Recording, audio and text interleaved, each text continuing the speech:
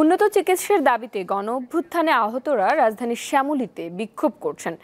সেখানে রয়েছেন আমাদের সহকর্মী সঞ্জিতা প্লাবনী। প্লাবনী, কখন থেকে আহতরা এই বিক্ষোভ শুরু করেছেন এবং সবশেষ অবস্থা কি সেখানকার আমাদের জানাবেন।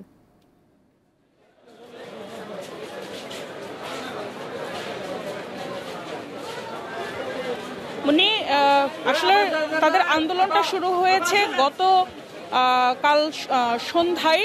তারা আসলে পঙ্গু হাসপাতালের সামনে থেকেই তাদের এই আন্দোলন শুরু করেছিল, কিন্তু যখন তাদের সাথে আসলে কোনো পক্ষ থেকে যোগাযোগ করা হয়নি, তারা সন্ধ্যার পর মানে আজকে সকাল 11:30টার দিকে তারা শ্যামলীর শিশু মেলার যে মোড়টি রয়েছে তারা সেখানে এসে আসলে অবস্থান করছেন।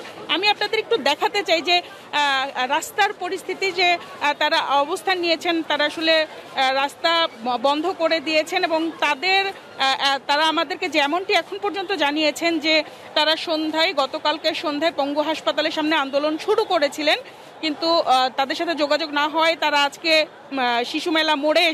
শ্যামলীর শিশু মেলা মোড়ে এসে আসলে তারা অবস্থান নিয়েছেন এবং এখান থেকেও যদি তাদের সাথে যোগাযোগ না করা হয়, তারা বলছেন যে তারা সচিবালয়ের দিকে যাবেন, সেখানে তারা ঘেরাও করবেন এবং তারা অবস্থান নেবেন।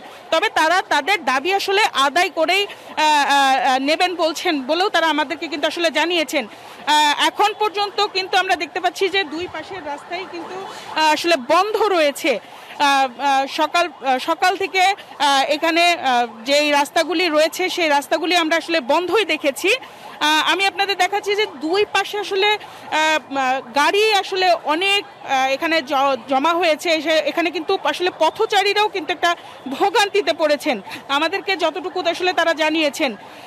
আসলে আন্দোলনকারীদের সাথেও আমাদের কথা হচ্ছিল যে তারা আমাদেরকে কিন্তু জানিয়েছেন যে আসলে রাস্তা অবরোধ করে দেওয়ায় কিন্তু মানুষের কষ্ট হচ্ছে, কিন্তু আসলে তারা মনে করছেন যে তাদের এটা ছাড়া আসলে কোনো উপায় নেই। তারা অনেক আশ্বাস পেয়েছেন, তারা আশ্বাস পাওয়ার পরেও সেই আশ্বাস কিন্তু আসলে এখন পর্যন্ত বাস্তবায়ন হয়নি জন্য তারা বলছেন যে তারা এই পথ আসলে বেছে নিয়েছেন। তারা আমাদেরকে আসলে আমাদেরকে যতটুকু আসলে জানিয়েছেন যে গতবারের মতো তারা আন্দোলন করছেন না। হাসিনার বন্দুকের সামনে তারা সেই সময় হয়তো বুক পেতে দিয়েছিলেন গুলি খাওয়ার জন্য বা স্বাধীন করার জন্য, কিন্তু তারা এখন যেটা চাচ্ছেন যে সেই সময়ে যে তারা আহত হয়েছেন, সেই আহত থেকে তাদের যে চিকিৎসার একটা ব্যবস্থা, সেই চিকিৎসার আসলে ব্যবস্থার জন্য তারা কিন্তু এই আন্দোলনটা করছেন বলেও কিন্তু তারা আমাদেরকে জানিয়েছেন। এই মুহূর্তে আসলে আমি আপনাকে দেখাচ্ছি যে রাস্তার দুই পাশেই জনভোগান্তি, যেটা আমরা দেখতে পাচ্ছি যে যারা সাধারণ পথচারী রয়েছেন তারা কিন্তু আমাদেরকে জানিয়েছেন যে তাদের যে ভোগান্তিটা হচ্ছে, তাদের এই ভোগান্তি আসলে এই সময়ে এসে আসলে পোহানোর কথা নয়। তারাও সাধারণ জনগণও আমাদেরকে কিন্তু আসলে এটা বলছেন।